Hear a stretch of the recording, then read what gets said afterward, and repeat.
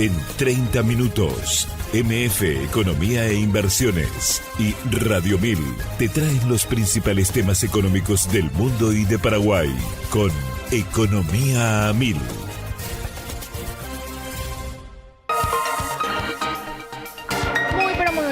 Bienvenidos a una emisión más aquí de Economía 1000. Muchas gracias por la compañía de todos los días. ¿Quién les habla? Prince Otto. Y ya estoy también junto con la compañera Ada Caballero. ¿Cómo estamos, Ada? ¿Qué tal? Bienvenida. Buen día, Prince. Buen día a la audiencia. ¿Todo bien y vos?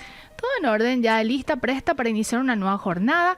Recordando que este espacio económico es en coproducción con la consultora MF Economía e Inversiones y por supuesto Radio 1000. Y también agradecerle a todos los compañeros que nos dan el soporte correspondiente para la puesta al aire de este programa. Y como todos los días tenemos invitado aquí en piso, en este caso invitada, en breve la saludamos porque es momento de compartir las principales noticias económicas del mundo. Adelante, Josema. MF Economía e Inversiones presenta las principales noticias económicas de Paraguay y el mundo. De acuerdo con Bloomberg en línea, a 3 semanas de la cumbre entre el presidente de Estados Unidos y el presidente de China, prevista para el 31 de marzo, China expresó frustración por la preparación considerada insuficiente por parte de Estados Unidos. La planificación tardía y la falta de comunicación de la Casa Blanca podría limitar el encuentro principalmente a acuerdos comerciales sin abordar plenamente temas diplomáticos y de seguridad. Y siempre punto central a nivel internacional lo que está pasando en Medio Oriente y el impacto en determinados productos. Y en este caso, medios internacionales dan cuenta que los mercados globales cayeron tras ataques a petroleros en el Golfo que intensificaron el conflicto en Medio Oriente y elevaron el precio del petróleo por encima de $100 por barril. El Brent subió hasta 10,4% a $101,59, mientras el crudo estadounidense avanzó 4,4% hasta $91,11. La Agencia Internacional de la Energía anunció la liberación de 400 millones de barriles de reservas estratégicas, la mayor medida de este tipo en su historia. ¿Más información internacional, Ada? De acuerdo con Bloomberg, la guerra con Irán provoca una fuerte disrupción en el mercado petrolero mundial, afectando 7,5% el suministro global y reduciendo en más de 90% los flujos por el estrecho de Hormuz, por donde pasaron 20 millones de barriles diarios el año pasado. El conflicto podría recortar el suministro en 8 millones de barriles diarios este mes, cerca de 250 millones de barriles, mientras el Brent volvió a superar los $100 por barril. ¿Qué está pasando con la economía de Estados Unidos? De acuerdo también con Bloomberg en línea, el déficit comercial de Estados Unidos se redujo en enero de 2026 a $54.500 millones tras una caída de 25,3% respecto al mes anterior, impulsada por el aumento de las exportaciones y una leve disminución de las importaciones. Las exportaciones crecieron 5,5%, impulsadas por envíos de oro no monetario, metales preciosos, computadores y aeronaves, mientras las importaciones cayeron 0,7%, en parte por una menor compra de productos farmacéuticos. Última información, adelante. Siguiendo con Bloomberg, el aumento del petróleo tras los ataques de Estados Unidos e Israel contra Irán impulsó al dólar estadounidense en los mercados globales. Desde el inicio del conflicto, el 28 de febrero, el indicador del dólar de Bloomberg subió más de 1%. El fortalecimiento del dólar se relaciona con el papel de Estados Unidos como primer productor mundial de petróleo y con el uso del dólar como moneda del comercio internacional del crudo. Y ya le damos la bienvenida a nuestra invitada de hoy. Ella es Stephanie Peta, gerente de operaciones de Carbon Market Coalition. ¿Cómo estamos, Stephanie? ¿Qué tal? Bienvenida. Gracias por estar con nosotros. Muchas gracias, Prince. Un saludo muy especial a la audiencia. Muy buenas tardes, Ada. Realmente muy contenta de poder estar en este espacio y poder compartir un poco desde nuestra perspectiva y experiencia de Carbon Market Coalition.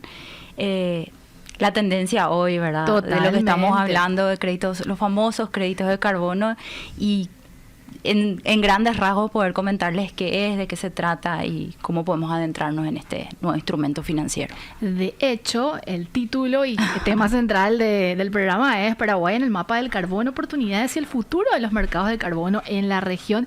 También vamos a hablar sobre un importante foro que están organizando a días de realizarse, así que le decimos a la gente, obviamente esta entrevista va a estar mucho más que interesante porque vamos a explorar eso que decía Stephanie, un un sector muy, muy pujante. De hecho, se ha posicionado un tiempo a esta parte como, yo diría ya dentro de unos años, como parte de una actividad más que relevante dentro de la estructura económica del país, porque estamos contando obviamente con normativas y todo el escenario que está empujando justamente esta actividad. Y me gustaría arrancar, Stephanie, con preguntas básicamente conceptuales también, aprovechando tu conocimiento. Estuviste, tengo entendido, en el sector público. Podríamos hacer como un breve recorrido de tu trayectoria también, Stephanie, antes de empezar con los conceptos. Bueno, estuve 15 años trabajando en el Ministerio del Ambiente. Realmente fue una experiencia súper enriquecedora. Me tocó trabajar en lo que es la Dirección Nacional de Cambio Climático, con todo lo que tenga relación a los reportes de acción climática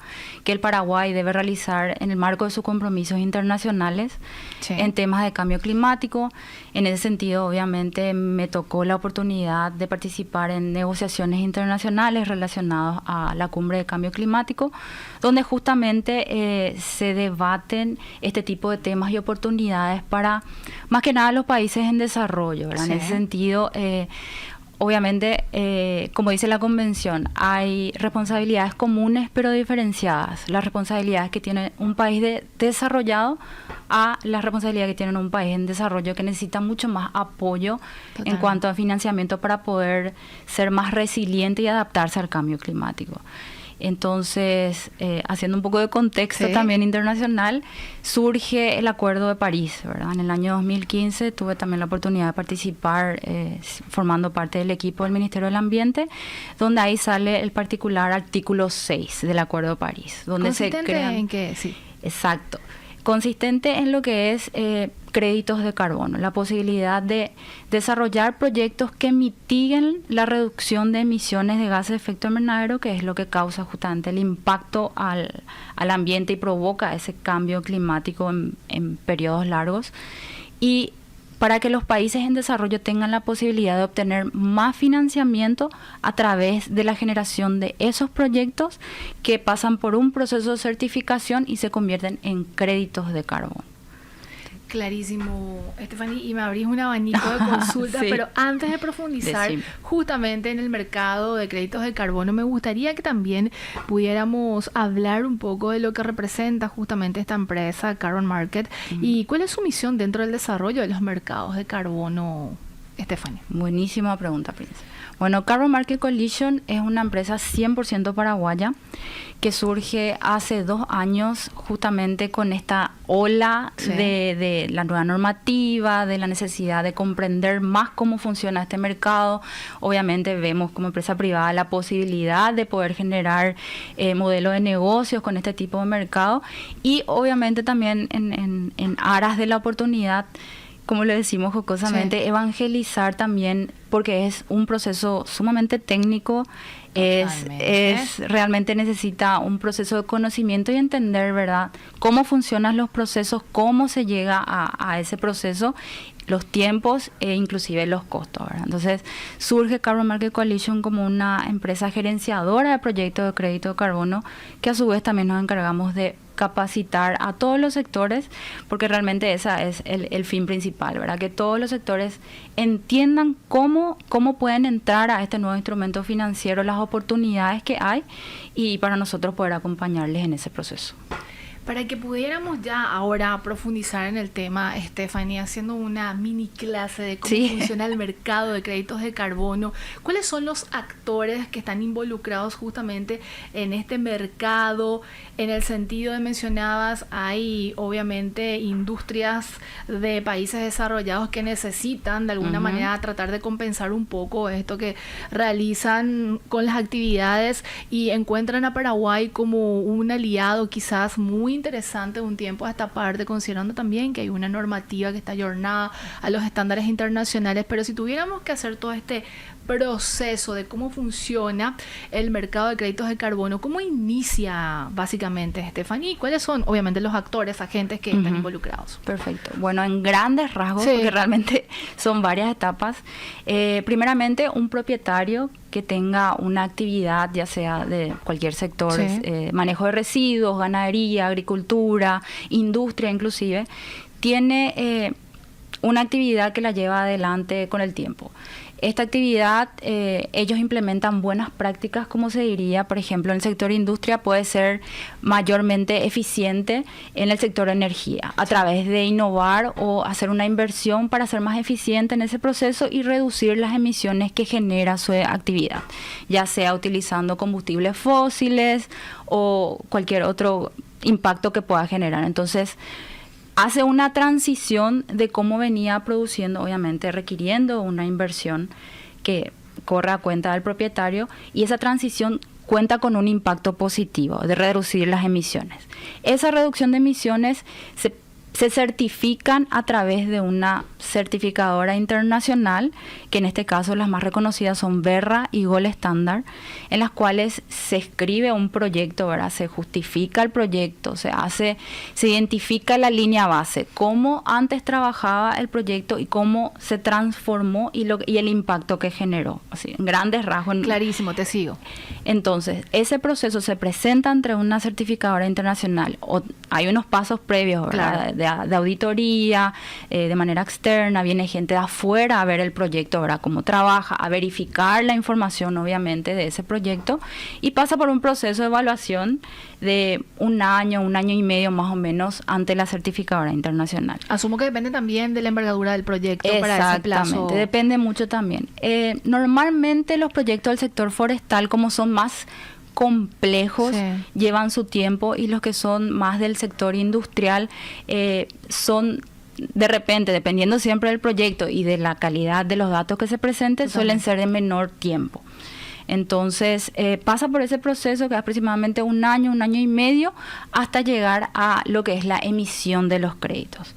Se comprueba la calidad, la alta integridad, la transparencia y la cantidad de toneladas de CO2 que se dice que es el valor de un crédito, que es una tonelada de CO2, cuánto realmente puede disponer ese proyecto. De repente puede ajustarse más o menos. Entonces, un proyecto puede generar, te digo, sí, 25.000 toneladas de CO2 que equivalen a cada crédito de carbono. Ese crédito tiene un valor, dependiendo del sector, dependiendo del tipo de proyecto, de entre $3 a $7, en lo que es un tipo de mercado que se llama voluntario. ¿Por qué es voluntario? Porque no hay intervención del gobierno directamente. Entonces, es directamente el proyecto, el propietario hace una venta de créditos de carbono directamente a una empresa internacional que necesita comprar. Sector privado. Sector privado. Y hace unos años entra fuerte lo que es el mercado regulado, que es a través de la Convención Marco de Naciones Unidas del Cambio Climático, establece ya las normas de decir, bueno, vamos a hacer esta comercialización a través de los países de manera oficial. Y ahí entran todo lo que son los acuerdos bilaterales que escuchamos con Suiza, con Singapur, con Taiwán, con Emiratos Árabes, donde los países firman un acuerdo donde ellos garantizan la provisión de proyectos que generan créditos de carbono para compensar el déficit que ellos tienen o la necesidad que ellos tienen de cumplir con ciertos estándares en cuanto a sus emisiones, y donde las empresas que necesitan y el país mismo, si lo necesita, recurre a un país que le pueda proveer esos créditos de carbono, que en el caso de Paraguay está. ¿Y cómo se establece el precio en ese tipo de mercado? Y el mercado establece los precios. Por oferta y demanda. Por oferta y demanda, exactamente. Hoy en día la demanda está aumentando. Me imagino. Varios sectores, como hay un tipo de mercado que se llama Corsia, que es del sector aviación, donde, como sabrán, el sector aviación es uno de los sectores que más emite gases de efecto invernadero por la actividad Así misma. es. Entonces se abre una ventana súper interesante de demanda de créditos de carbono. Estamos hablando aproximadamente 4.6 billones de toneladas de CO2 que ellos estarían necesitando para compensar sus emisiones. Entonces, además de los países que necesitan comprar, se abre esta brecha súper interesante.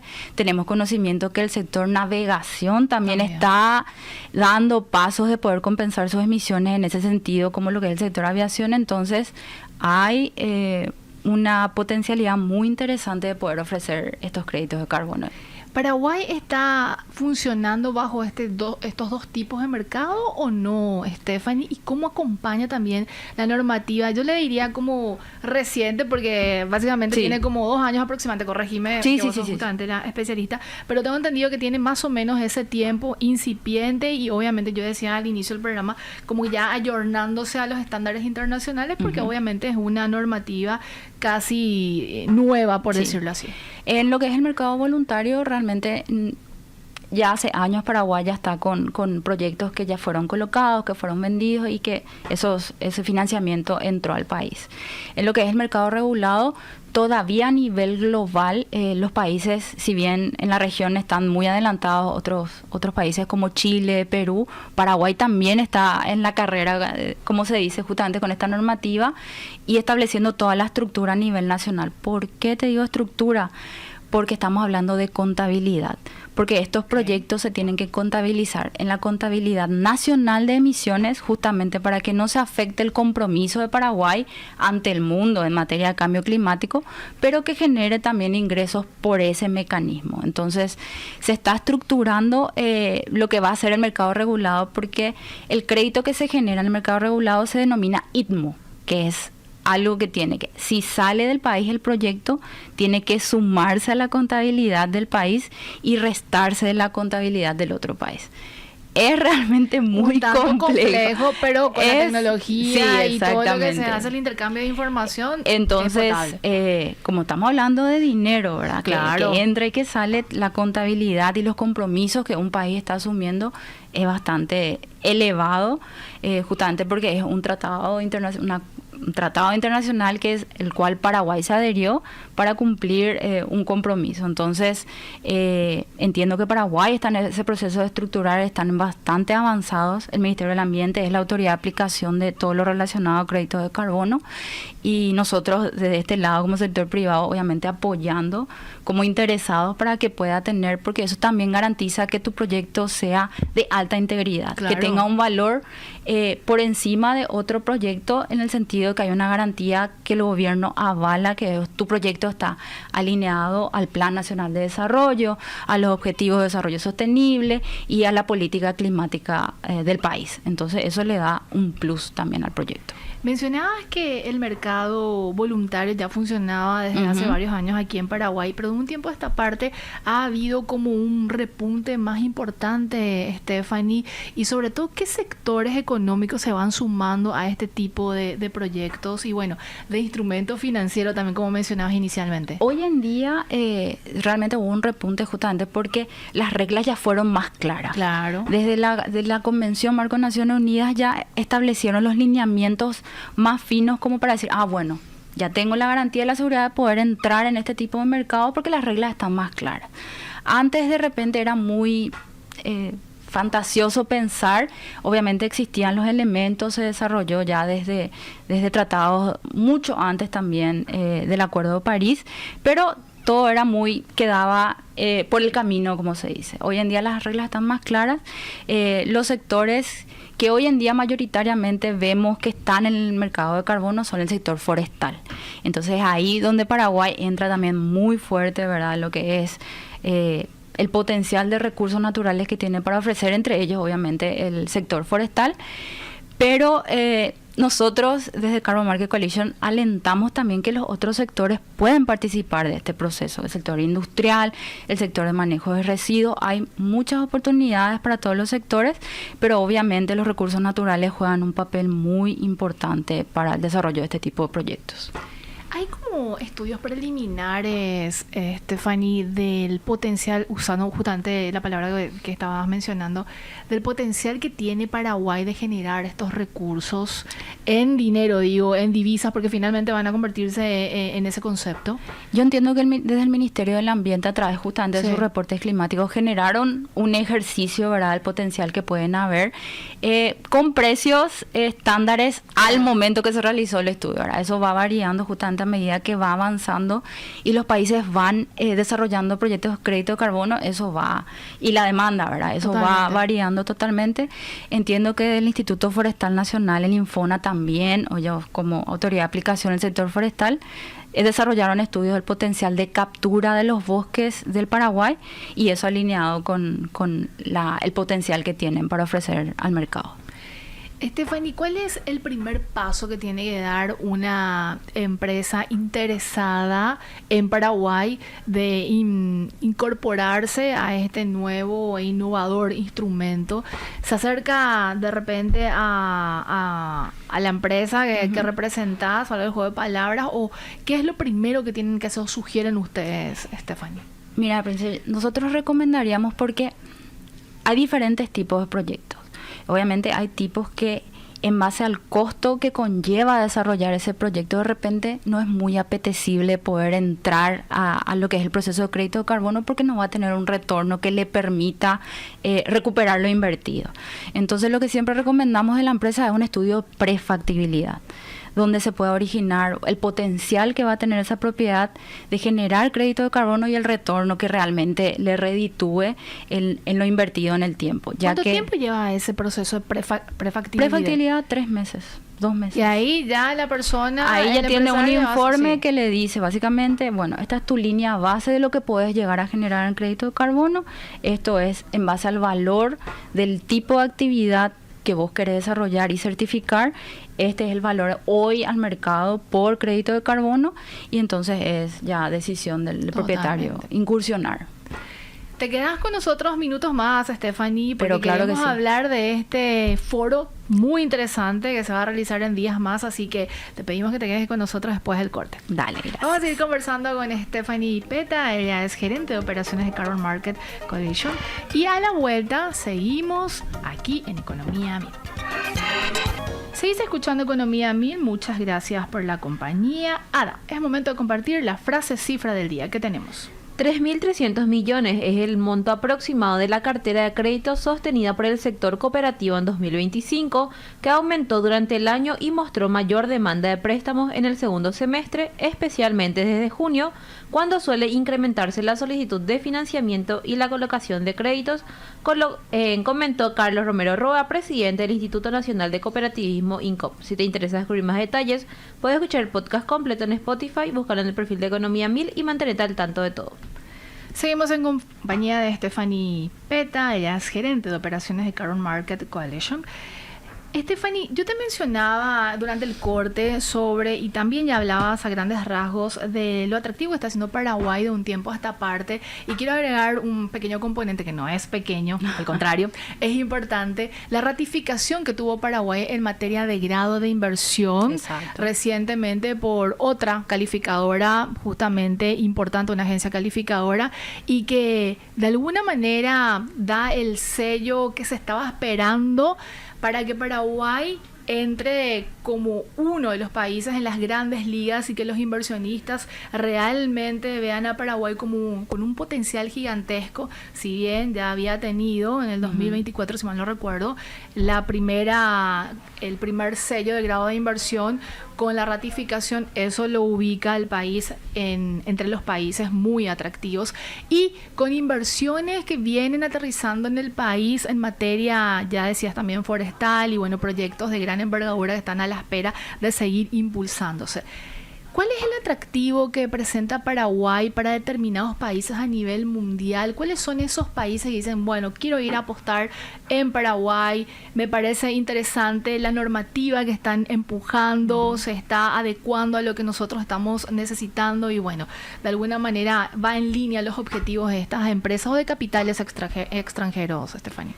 Y mira, Princesa, así mismo como mencionás, el tema de lo que es grado de inversión de Paraguay no es un dato menor, ¿verdad? Que hace más propicio el ambiente para este sector, ¿verdad? Que son proyectos de crédito de carbono, porque brinda, como decirte, un combo completo de lo que Paraguay tiene para ofrecer, ¿verdad? Desde lo que es la seguridad jurídica, de tener bien definida la propiedad de carbono, que es un factor muy preponderante para poder impulsar estos tipos de proyectos, de poder invertir, ya que muchas veces tenemos dos perspectivas. Sí. El propietario puede tener la posibilidad de poder financiarse propiamente de su proyecto, y la otra posibilidad de obtener financiamiento afuera para poder desarrollar el proyecto Interesante. y poder crear, como se diría, un modelo de negocios, de poder obtener un porcentaje al momento de emitirse los créditos que vaya al financiador y así poder recuperar, ¿verdad? Y el propietario obviamente se queda con el proyecto y lo que vaya ganando en lo que le corresponda, ¿verdad? Entonces, hoy en día tuvimos desde Carbon Market Coalition, y que pudimos participar en varias reuniones, interés por parte de España a través de algunas de sus empresas, de fondos de inversión que tienen como un portafolio de poder tener créditos de carbono que ellos puedan ofrecer a sus clientes.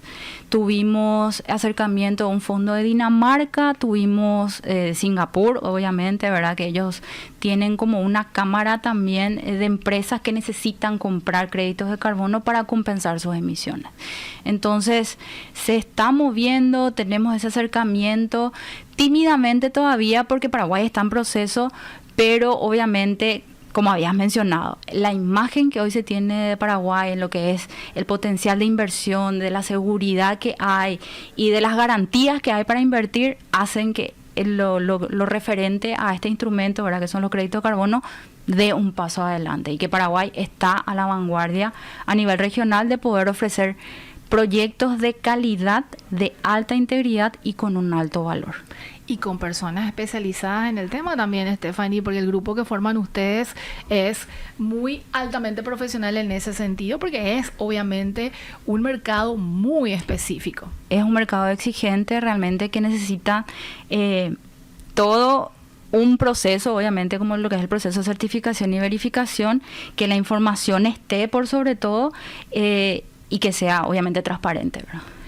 Stephanie, en ese mismo contexto están a días de realizar, estaban como grupo y bueno, como personas también en ese sentido, de realizar este foro, Paraguay Carbon Forum, justamente. ¿Y cómo va a ser esta dinámica y la temática, los puntos que van a ser abordados? ¿Es abierto o no al público? ¿Cómo puede acceder una persona justamente a este encuentro tan importante que se va a realizar en Paraguay? Bueno, teniendo en cuenta todo lo que fuimos conversando, ¿verdad? Y la necesidad de poder entender mejor cómo funciona este tipo de mercado, hacer consultas, codearse con expertos internacionales, surge Paraguay Carbon Forum, ¿verdad? Es un evento que a nivel regional se viene desarrollando en países como Argentina, México, Colombia, Bolivia, hace poco que acaba de terminar también. Y entonces nosotros dijimos, y tuvimos la oportunidad de participar de los foros como panelistas, dijimos, Paraguay necesita este evento, necesita poder animarse a estar más en la vidriera, pero para eso necesitamos conocer, ¿verdad? Y que los potenciales proyectos, que son los propietarios que tienen la posibilidad de generar esos proyectos de todos los sectores, de entender, ¿verdad? Y cómo ellos pueden entrar a este tipo de mercado. Entonces surge Paraguay Carbon Forum, 25 y 26 de marzo en el Hotel Sheraton. Obviamente están todos invitados. Mucha gente me pregunta, yo me puedo ir, yo soy contadora, yo me puedo ir, yo soy periodista. Todos pueden participar, es justamente para entender esta nueva modalidad. Es gratuito, se pueden inscribir, están en la página de paraguaycarbon.com, en las redes sociales también. Realmente estamos muy contentos, tenemos unos panelistas de alto nivel, tenemos la presencia obviamente del Ministerio del Ambiente y Desarrollo Sostenible, ellos son coorganizadores con nosotros, va a estar el Ministro del Ambiente, tenemos la confirmación del Ministro de Industria, tenemos panelistas internacionales, tenemos CEOs, tenemos directores y presidentes de desarrolladores de proyectos, de fondos de inversión que ven justamente esa oportunidad acá en Paraguay. Entonces les invito a que todos puedan participar, a mironear, van a ver stands también donde ellos pueden tener ese networking, ese contacto directo de poder entrar un poco más en conocimiento de qué se trata y capaz que no hacerlo ya de una en incursionar en desarrollar proyectos, pero por lo menos tener la noción y la oportunidad que se puede dar eventualmente. Entonces, Esa es la idea del Paraguay Carbon Forum. De nuevo les invitamos a todos, a ustedes también les invitamos a que puedan participar al espacio. Creemos que va a impulsar y, por qué no decir, posicionar un paso más a Paraguay a nivel regional de lo que tiene para ofrecer. Mencionaba este espacio networking también, Estefanía, me parece central, relevante también en este proceso, porque obviamente va a haber un abanico y abre un abanico de oportunidades para no solamente personas de aquí, sino imagino también que van a venir desde afuera con la experiencia que traen consigo. ¿Esto también va a ser de acceso libre o hay un proceso previo para este espacio? La modalidad del Paraguay Carbon Forum se divide, va a ser 2 días. Sí. El primer día va a ser abierto totalmente al público y al segundo día va a ser como una mesa de negocios. En lo que es la mesa de negocios, si hay interés, le pedimos a través de las redes y todos los contactos, si quieren participar, para que contacten directamente con nosotros.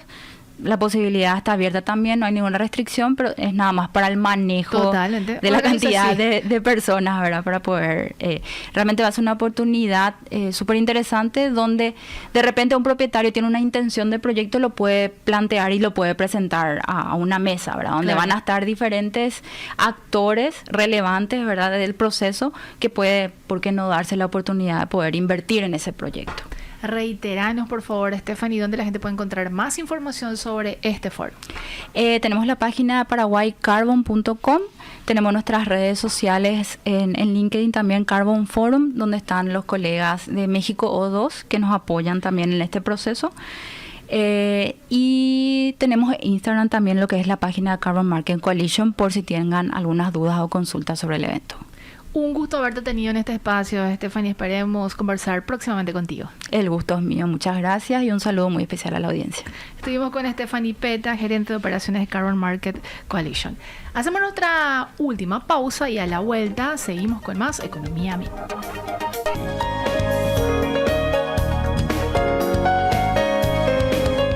Gracias por la compañía. Recordarles que este programa no solamente lo pueden escuchar a través del dial 1000 AM, sino también buscando en X como 1000 Noticias y también a través de YouTube como 1000 Noticias. Y también mencionarles que este capítulo y otros lo pueden listar, ver y escuchar a través de la plataforma de Spotify como el formato podcast, buscando también Economía a 1000. Información internacional. De acuerdo con BBC Mundo, 32 países acuerdan la mayor liberación de reservas de petróleo de la historia, mientras varios buques son atacados en el estrecho de Hormuz. Es una información que se da a conocer desde la BBC, y la Agencia Internacional de la Energía liberará 400 millones de barriles de petróleo para compensar la pérdida de suministro causada por el cierre de facto del estrecho de Hormuz en plena guerra en Irán. Lo anunció justamente ayer su director ejecutivo, después de que el gobierno de Irán amenazara con no dejar pasar un solo litro de crudo por el paso marítimo, que hasta ahora canalizaba más del 20% del transporte mundial de este crucial recurso energético. Mencionábamos que el director ejecutivo de la empresa indicó que los 32 países miembros votaron unánimemente a favor de la mayor liberación de reservas de petróleo de la historia de la Agencia Internacional de la Energía. Pese a esta medida, hoy el barril de petróleo volvió a subir. El crudo Brent, como ya habíamos mencionado, escaló más de un 9% en las operaciones asiáticas y superó los $100 por barril, antes de que bajara hasta situarse en torno a los $97,50. La agencia es un organismo internacional que coordina la política energética y las reservas estratégicas de petróleo de 32 países industrializados, en su mayoría economías avanzadas de Europa, América del Norte y Asia-Pacífico. Así que todo lo que está sucediendo en Medio Oriente y sus impactos seguimos muy de cerca aquí en Economía a 1000. Y ahora vamos aterrizando a noticias económicas de lo que está pasando en las principales economías de la región. Ada, para ello nos trasladamos hasta Argentina. ¿Qué tenemos? De acuerdo con Bloomberg en línea, el índice de precios al consumidor de Argentina, correspondiente a febrero de 2026, se ubicaría entre 2,7 y 3% en niveles cercanos al registro de enero, cuando la inflación mensual fue de 2,9% y la variación interanual alcanzó 32,4%. El año 2025 había cerrado con una inflación de 31,5%, el nivel más bajo desde 2017, aunque con 4 meses consecutivos de aumentos mensuales, luego de que en diciembre el índice marcara 2,8%.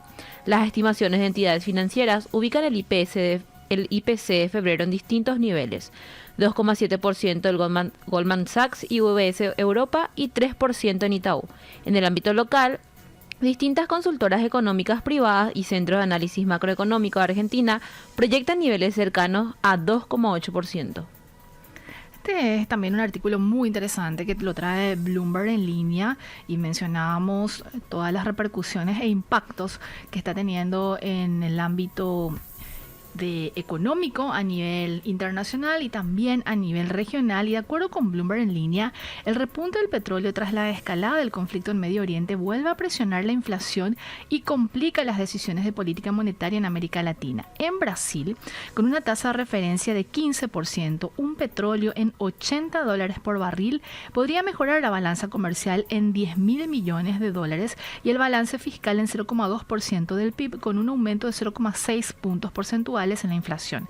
Si el precio subiera a $108, el saldo comercial podría crecer hasta $25.000 millones, el efecto fiscal alcanzar 0,8% del PIB y la inflación superar 2 puntos porcentuales.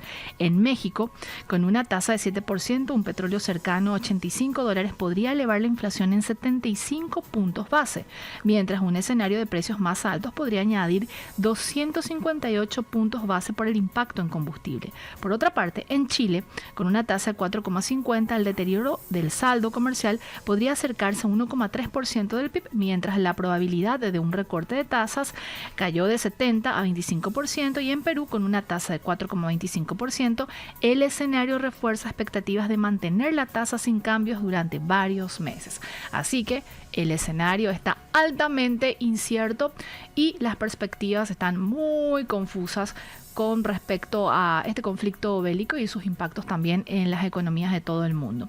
De lo meramente regional ya vamos aterrizando a temas nacionales. Ada, ¿qué tenemos? De acuerdo con ABC, las cámaras del sector de la construcción, Cámara Vial Paraguaya, Cámara Paraguaya de la Industria de la Construcción y Cámara Paraguaya de Consultores alertaron sobre un incumplimiento selectivo de pagos internos debido a la deuda del Estado con sus contratistas y a la paralización de obras. Indicaron que Paraguay no puede consolidarse como destino confiable para la inversión si incurre en este tipo de incumplimientos, dado que los inversionistas también evalúan la seguridad jurídica, la previsibilidad institucional y la infraestructura. El Ministerio de Economía y Finanzas mantiene la meta de déficit fiscal de menos 1,5% del PIB y descarta elevar el tope para pagar deudas. Para 2026, el presupuesto del Ministerio de Obras Públicas y Comunicaciones asciende a $570 millones frente a obras comprometidas por 800 millones y una deuda acumulada de 360 millones de dólares, lo que implica un déficit estimado de 590 millones de dólares solo en proyectos del Ministerio. ¿Qué está pasando con la propuesta de reforma de la caja fiscal? Otro tema muy candente.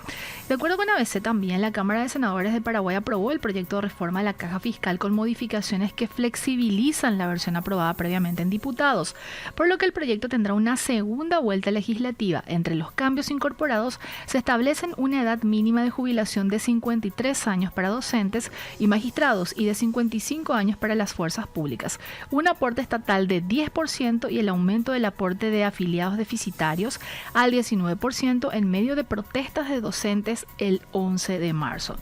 Las modificaciones implicarían una reducción del déficit de la caja fiscal cercana al 40% en el tiempo, frente al 60% que se proyectaba con el proyecto original. Economistas señalaron que los cambios representan una reforma mínima y que será necesario encarar una nueva reforma en 5 o 6 años, debido a que el problema estructural del sistema previsional permanece sin resolverse, menciona en su artículo de hoy ABC. ¿Más información, Ada? Siguiendo con ABC, los principales emblemas privados de combustibles en Paraguay aplicaron aumentos de entre 500 y 740 guaraníes por litro en todos los tipos de combustibles, impulsados por el incremento de los precios internacionales tras el conflicto del Medio Oriente. Entre las grandes marcas que ajustaron sus precios se encuentran Shell, Copetrol y Petrobras, mientras otras distribuidoras como Petrochaco, Petrosur y Puma ya habían aplicado subas previamente.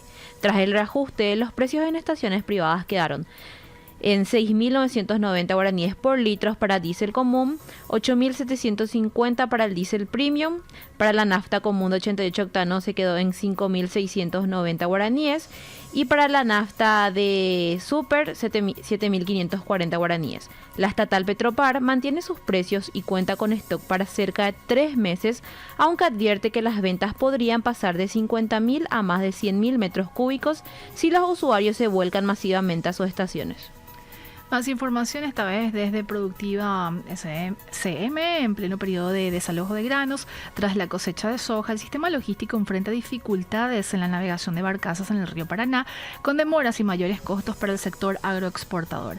Cerca de 40% de la producción nacional de soja presenta interrupciones en su tramo final de exportación, principalmente en Itapúa y Alto Paraná, en coincidencia con el pico de movimiento de granos en puertos y silos. ¿Qué más tenemos, Ada? De acuerdo con la Agencia de Información Paraguaya, una delegación de 30 empresarios de Finlandia visitó Paraguay para conectar con empresas locales y explorar oportunidades de inversión en sectores como tecnología, energía e infraestructura. La comitiva estuvo acompañada por la embajadora finlandesa concurrente en Paraguay y mantuvo encuentros con el sector privado paraguayo para analizar posibles proyectos conjuntos. La llegada de los empresarios europeos surge luego de la visita oficial realizada en Finlandia en 2025, donde se analizó el desarrollo del sector forestal, tecnológico e innovación del país nórdico.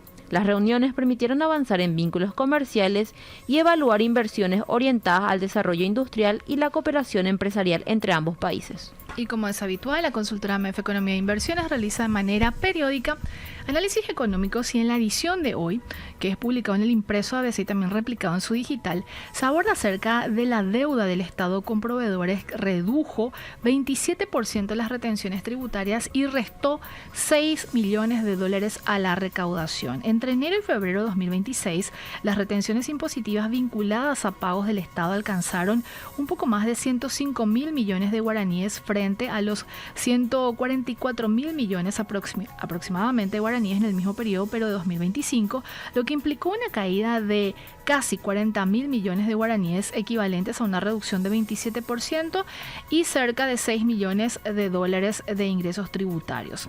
El descenso se relaciona, como se mencionaba, con la menor ejecución de pagos del Estado a proveedores en un contexto de deuda cercana a $1.000 millones, considerando que el Estado funge de agente de retención de justamente los proveedores en el momento de hacer los pagos correspondientes. Y el tipo de cambio también incidió en la recaudación aduanera. En febrero de 2025, el dólar se había ubicado cerca de 8.000 guaraníes, mientras que un año después se situó en un rango de 6.500 a 6.600, lo que implicó una depreciación superior a casi el 20% frente al guaraní.